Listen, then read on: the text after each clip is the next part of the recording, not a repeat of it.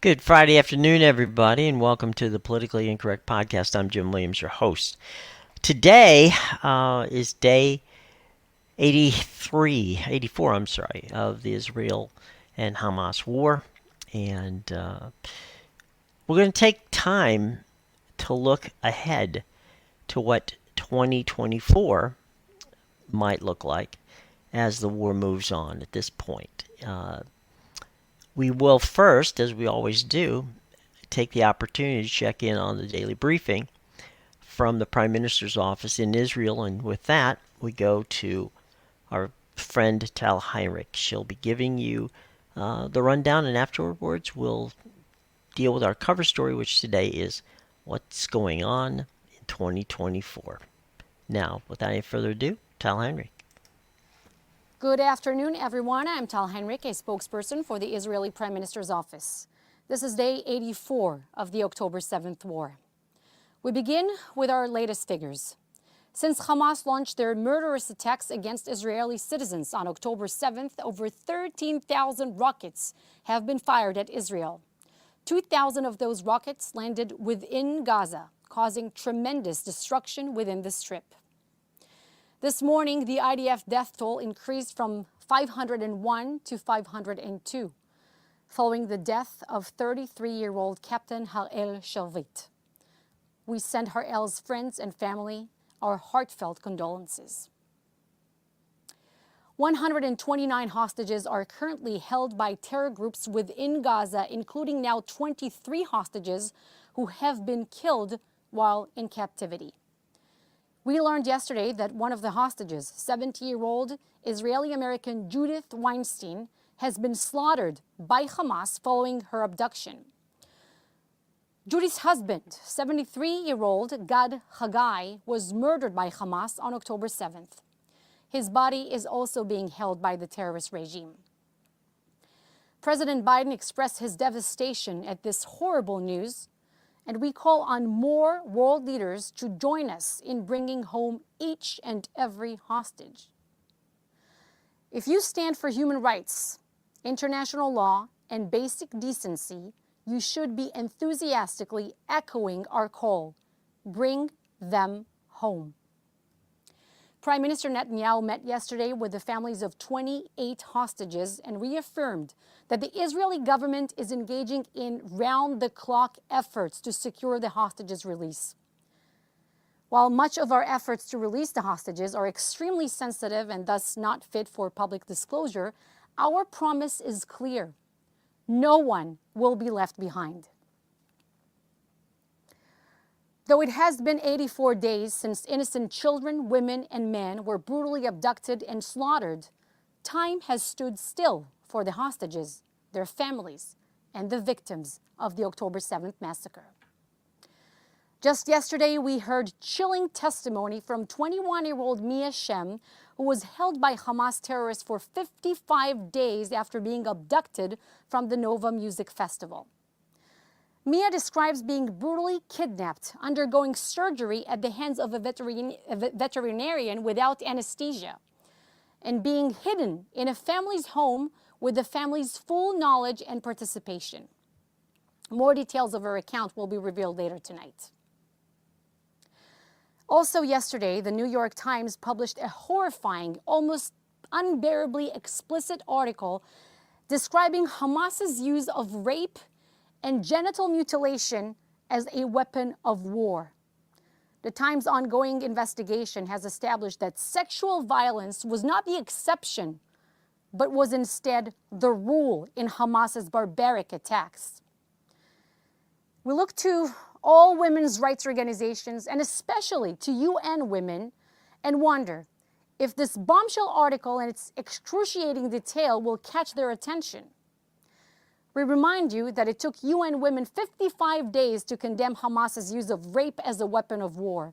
Unfortunately, they're still dragging their feet, failing to fire their Deputy Chief of Peace and Security, Sarah Douglas, after she violated the UN's own code of conduct.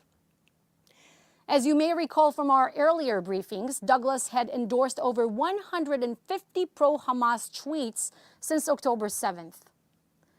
It is not enough for UN Women to merely recognize these violations. We call on them to cut ties with Sarah Douglas immediately, entirely, and indefinitely. Israeli women are tired of begging for the minimum levels of sympathy from the organizations who purport to stand for us. Enough is enough. Do your job.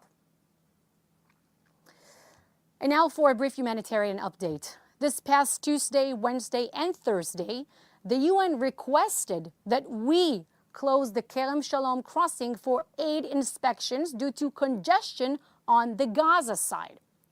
Israel continues to have excess capacity for the inspection and passage of aid trucks into Gaza, and we place no limit on the amount of humanitarian supplies which can enter the strip. Suggesting otherwise is a fallacy. Unfortunately, though we have emphasized this message for weeks now, it is clearly not getting through. Martin Griffiths, the UN's Undersecretary General for Humanitarian Affairs, just listed 14 reasons why it is difficult to get aid into Gaza. Now, perhaps you can already guess the terrorist group he failed to mention. That's right. He makes no mention of the Hamas death cult that steals aid and funnels it into their tunnels. We encourage Mr. Griffiths to drastically revise the way he discusses this conflict. It is possible to be even-handed while also condemning terrorists. Denying reality leaves no one better off. I am now happy to take your questions. Do we have questions today? If you have questions, feel free to type them in the chat box. You can also send them in the mail prior to the daily briefings. We will be happy to address them.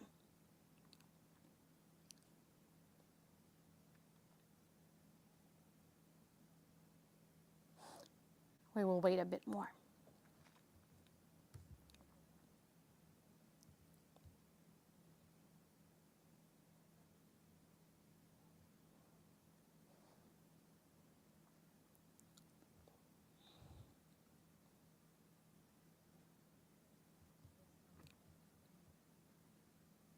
Mm-hmm. The first question comes from Yoshimoto, a public broadcaster in Japan. Reports from a human rights institution indicate widespread destruction at cemetery sites in the Gaza Strip amid military operations, and our satellite imagery analysis confirms damage at several sites, including in Gaza City, Khan Yunis, and Jabalia. Do you have any comments on these observations? Thank you for your question. I have not seen this report, so I can't address it directly. What I can tell you, though, is that the IDF targets terrorists and terror infrastructure in Gaza. That's it. The next question comes from Ian Williams of Zenger International News. Tom, as we enter 2024, are there any hostage exchange or pause in the war on the table, other than the recent Egyptian proposal? Thank you for your question, Jim. As I stated in the briefings, we said, the government said, the Prime Minister said that we will pursue every avenue to bring about the release of the hostages. We demand that all of them will be released immediately and unconditionally. But as you know, we're dealing with a terrorist organization, the barbaric Hamas terrorists who carried out the October 7th massacre. Now, as we continue to exert military pressure on Hamas, we also hope to create the conditions that will bring about the release of more hostages, as we have seen before, per the outline that was agreed upon, the one that Hamas has broke early December. But we cannot expand any further than that because, as you know, human lives hang in the balance here. The next question comes from Paul Shem of Washington Post. Mm-hmm. What is the Prime Minister's office response to the recent IDF investigation and the killing of Israeli hostages by the IDF and the heavy collateral damage in the December 24th Gaza Strip? Does this suggest a need to revisit the conduct of the war in Gaza? Well, we said before that it's a very, very tragic incident and it should not have happened. We learned difficult lessons, and our forces are implementing the lessons that we learn. And we already addressed this issue very extensively. The neighborhood in Gaza where this incident took place is a very, very difficult, complex battle zone. As you know, Hamas terrorists, they wore civilian clothing. They tried to lure in our forces by playing sound in Hebrew, even of children. It's full of ambushes, and there are very, very difficult decisions for our soldiers to take into account at any given moment on the ground there, and specifically in that neighborhood of Shajaiya, where this has taken place. So we hug the families of these hostages at this difficult moment for all of us. All right. Thank you for joining us for the daily briefing. That concludes the briefing for today. Thanks to Tal Heinrich, spokesperson for the Israeli government, and for her daily briefing. The question I asked, which she responded to, had to do with, other than the Egyptian proposal, which Hamas decided they were not on board with, is there any more in the way of hostage exchange for pause in the war? At this moment, I know that Secretary Blinken and a number of his team are very much engaged in trying to resurrect those type of talks and moving forward on them. And I'm expecting that certainly in the next 7 to 10 days we might get something in that general direction. I think that's something that we will see, and we can hope that it's sooner as opposed to later. But I do think that the framework of the Egyptian plan is one that might be a template that can be honed upon in such a way that both Israel and Hamas will be willing to sit down and talk about it. So that's the update there. Let's talk about our cover story. What to expect in 2024 in the U.S. and Israel relationship, okay? I think first and foremost we're going to see heavy pressure put on both sides to try to sit down and work out some sort of plan to get the hostages back. And I think that is tantamount to what is the key thing that needs to be done as quickly as possible. Every bit of pressure that can be exerted on Hamas to come to the table through Qatar, who has been, a very valuable partner in trying to get, Hamas to the table. And I believe the Qataris will continue to exert that pressure. And as we move into 2024, we're going to see that Israel is going to have to take a less aggressive nature in the war. What do I mean by that? Well, what I mean by that is they're going to have to force, the basically more targeted attacks in Gaza in trying to take out, the leaders of Hamas. And I think that's the Israeli defense minister and a few other members of the war cabinet have said that that is the next step. And I believe sometime in January we'll begin to see that step. Part of the problem at this point in time with it is that with the bombing, and it's fair, you can find it unfair or fair to criticize Israel for what they've done in how they fought, whether it's proportional, not proportional. But at the end of the day, the United States is dealing with Israel. They are a sovereign country. They don't have to do what U.S. or UN or anybody else tells them to do. It's up to them. It's their own government. They run the show. However, I do believe that there'll be increasing pressure.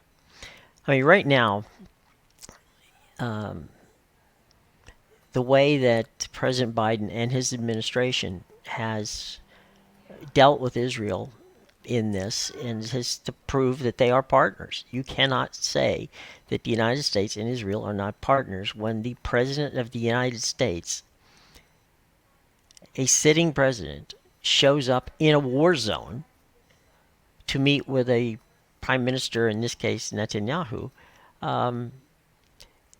during a war which the United States is not involved in.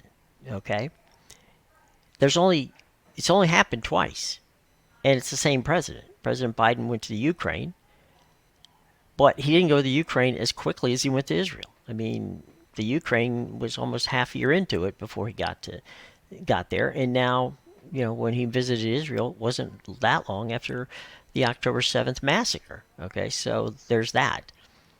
He's had pretty much every member of the key teams, of his cabinet officers who would be involved in such cases. And of course, that's Secretary of State Blinken, Secretary of Defense Austin, CIA directors. I mean, he's had everybody there, and they've been there multiple times. There has been 9 trips to Israel and the region by, presidential cabinet members. That's unprecedented.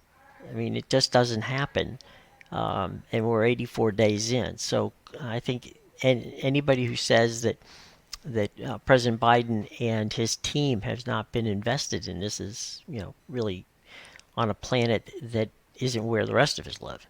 So that cannot be emphasized. But going into 24, it's going to have to be there's going to have to be a softening of the hard line coming out of Jerusalem here and Tel Aviv as to how they run the war, and it's just that's going to have to happen. It's going to have to happen because it's going to be more and more difficult for President Biden to deal with it. Now, U.S. officials and diplomats who are stationed in the region have been receiving, anger because right at this point in time, okay, and this is coming from Egypt and Jordan as well, they think that, the U.S. has been too close to Israel and not working with Egypt and Jordan as they have in the past. Biden himself is getting some serious pressure from members in the region as well as here in the United States. So he's been holding the line, but it's that line is going to be more and more difficult to hold on to. But although the Biden administration successfully pushed for a pause in the conflict to deliver more humanitarian aid to Gaza and get to Hamas to release some hostages, so far, and I think this is an important point, the Biden administration has firmly refused to call for a ceasefire. They have used their veto power in the UN to block any of it. Anything that comes from the UN General Assembly demanding that Israel back off or an immediate ceasefire has been rebuked by the United States. It just hasn't. They have not come away from their support of what is going on with the Israeli IDF. Okay, so they back the IDF in ways that has, in some cases, cost the Biden administration some friends and some goodwill. And we discussed yesterday that over 250 plane loads of munitions and other items have made their way to to Israel by the U.S. after October the 7th. So it's clear that that's where things are going at this point in time. It's so it's very important for the Biden administration to continue this, but how long can they continue it? That's becoming a difficult situation. And at the end of the day, we have to remember that the U.S. favors a two-state solution as the gateway to peace in the Middle East. Prior to the October 7th war, it's important to note that the United States had rallied a coalition which would have been, and which still could be, Qatar, UAE, and the Saudi Arabian government to come in and become part of and the Egyptians, I said, don't want to leave them out, to come in and become part of what would be the genesis of a two-state solution. Now, we are fully aware that the present Prime Minister of Israel, Benjamin Netanyahu, is not a fan of the two-state solution. Okay? That's not a problem in the long run. Because in the short run, you're not going to get to a two-state solution. You're going to have the healing process. That's going to have to start. When the healing process of the two sides is too raw, we talked about the importance of, right after World War II, right? With regard to what happened with the Marshall Plan, okay? The Marshall Plan took almost a decade to put in place because, the Brits were not exactly crazy about dealing with the Germans. The U.S. was not particularly crazy about dealing with, Japan right after World War II. So it took a while to get it done. So the two-state solution is the long play.